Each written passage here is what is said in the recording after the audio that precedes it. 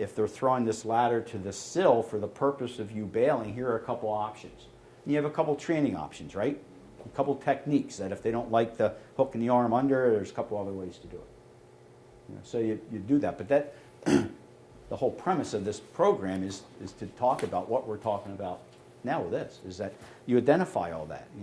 If you have fall protection, you put fall protection. Here's for PPE. Here's where your supervisors are going to be. We're going to have one on the number 2 floor, one down here, one on the ladder, however you decide to do it. But you identify that there. Okay? That's a good question on kind of tying some of this together there. Again, it's a ballpark. That's what it is. And most of us know the really high risk stuff. The ladder bail is more of a higher risk than a lot of other stuff we do. We looked at Neil, wrongful death, safety briefing. I don't even know if I handed that. Did I give you guys the safety briefing? Yes. Okay.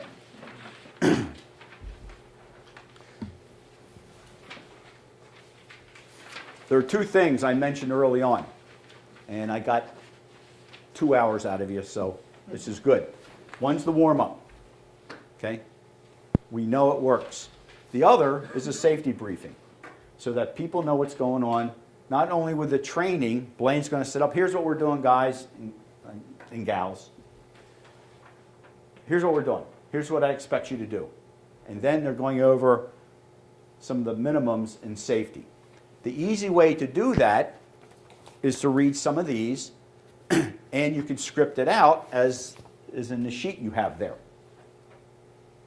Hello, my name is Rick Kline. I'm your safety officer for this particular training. We're going to do ground ladders. I'd like to introduce Blaine Duncan. He's our lead training officer. Blaine, what are we doing today? He can do that, and then you can tag team it if you want. But that way, everyone knows what's going on. Everyone knows what their personal protective equipment should be. Everyone knows, as best you can put it, what are the control measures. We're going to have everyone on fall protection. Okay? We're going to have 2 ladders set up. So we can have someone have a supervised bail coming out that 2nd floor. So everyone has an idea of what's going on. And what safety precautions have you taken, Blaine and Rick Kline, to make this as safe as we can, realizing there's always risk. You also tell them that it's okay to say, stop.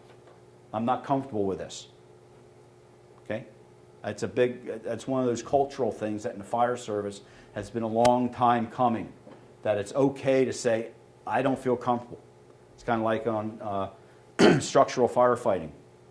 If you don't feel comfortable doing this particular tactic that they want you to do, then you need to stand up and say something. It's for the old school group, that's kind of hearsay, but for that's the culture, and that's what needs to change. Doesn't mean we become any less aggressive, either in training or on the fire ground, but you need to empower people. You take the lead in the warm-up exercise as Blaine as the lead instructor, as myself as a safety officer. We participate in that. You model the behavior. Very, very important. We're going to talk specifically about off-script behavior here shortly. Okay, so that's a safety briefing. Doesn't necessarily have to be long, but you need to provide that. You can see this, in this case, the safety officer is well identified, and we believe that to be very important. There's the Hawthorne effect is that if people know they're being watched, they tend to behave differently than if they're not being watched. No doubt. My wife can attest to that. So I know that if the safety officer is there, and I know where he or she is, and they're identified, they've got eyes on me, right? So that's important. Not that they're there to find fault, they're there to keep the environment safe. However, having them identified is big. Questions on safety briefing or anything? Pretty self-explanatory. Visual clues, the safety vest. There's some departments that have gone to, this is a live fire training, we're going to put a red placard here because it's high risk. So it just gets that awareness up in everyone's mind that this is kind of serious. Okay, the warm-up exercises, you can devise any you want. This is just taken from somewhere. But what it does, it tries to limber you, get the muscles warm, get the joints warmed up a bit to help reduce the incidence of strains and sprains. Observation, it's best if the safety officer obviously stays out of the mix. Now, generally speaking, if this is the lead instructor, and it could be by design, but generally speaking, there's usually more than one instructor. Oftentimes, the lead might want to stand back simply because they can observe more.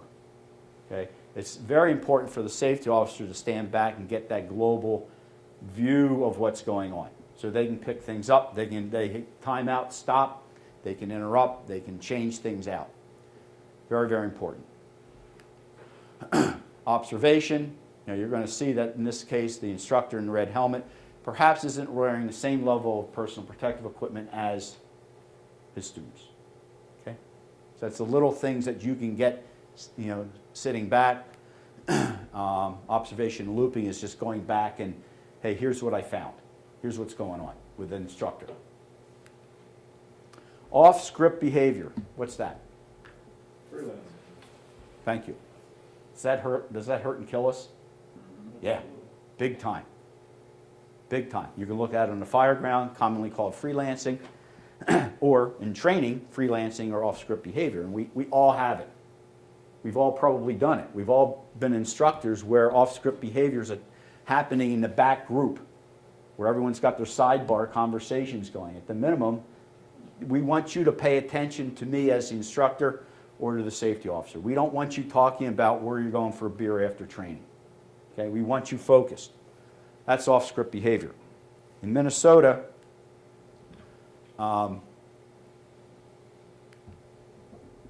that's not going to work. Let me bring up the Minnesota experience here.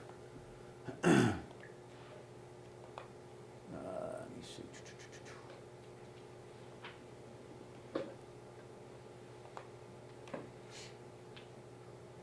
Minnesota, a few years back, off-script behavior led to the death of a firefighter who fell from an aerial device. They had a number of things that the dominoes were starting to fall. It just hadn't fallen all the way yet. However, when the training ended, it was like the instructors and everyone just went away and left the pickup to the troops, which generally works okay depending on the training. But this particular firefighter had a little energy left, and he decided to climb, and this is a rope, and unfortunately lost his grip and fell down to his death. Okay? And it was considered that freelancing or off-script behavior because that wasn't programmed into the training. The training had over. This is a post-training. This is after it was all done. And the student, fell to their death. So could that have been prevented? Sure. Someone could have been supervising and say, have a supervised, bring the aerial device down, we'll remove the rigging that way versus climbing up and doing it an opposite. So there's things that they could have done a lot better, but in terms of off-script behavior, that's what contributed to that. There was absolutely no supervision following the actual training that got over or was done. So, yes? And back to your chats about the safety briefing, just doing the safety briefing at the beginning sets the tone for the training? Yes. To get people in the mindset of doing it right throughout the training. So even if it seems like it's not very important for what you're doing, it just sets a tone all the way through. And that alone might have been enough in that situation to help. Well, I couldn't agree more. This program in and of itself lends to that because it shows that we're increasing the awareness to safety. And to me, in and of itself, and we know through occupational safety and health studies that the awareness that's where it starts. You need to be aware of we can do this safely and safe practices. You know, if you look at something as simple as, you know, and organizationally this can benefit, even if all you're doing is the warm up and the safety briefing. You know, hopefully you're getting the safety briefing through this format or some other format. A few years back in Plymouth and in the bathrooms we have the I don't know what you call it, the posters of safety practices. And it ranges from you people in Plymouth. I think you still have those? Mm-hmm. Okay. And it was done for a couple of reasons. One's to increase the awareness that, well, sorry, but you know, when you're sitting here you're standing here or sitting here, you're looking at something that says safety is important.